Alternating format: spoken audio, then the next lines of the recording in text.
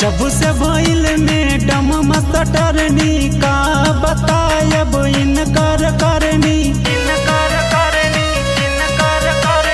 जब से भइल मैडम मास्टरनी का बतायब इनकर करनी। ABCD हमारा पढ़ाबै छै उहु ससुर के बेटी कपड़ा रोज खिंचवाबै छै।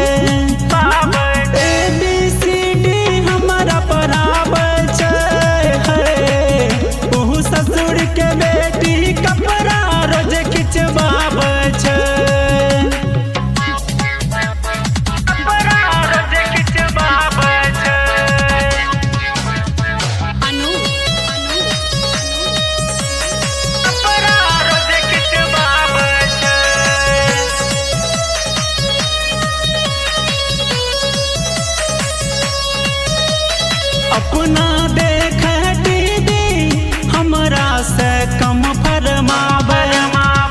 लाज शरम नहीं आवे वो तनको ना शरमावे।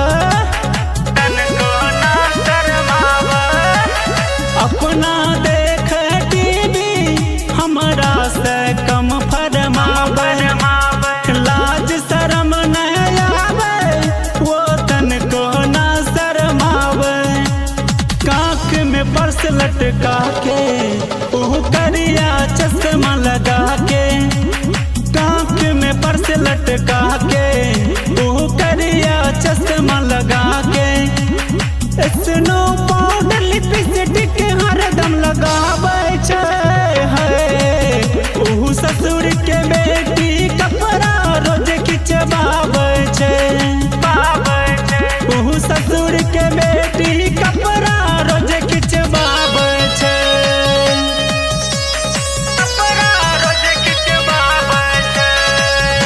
माँ वैष्णो रिकॉर्डिंग स्टूडियो दिल्ली। जब से भइल हमर शादी भेल बर्बादी।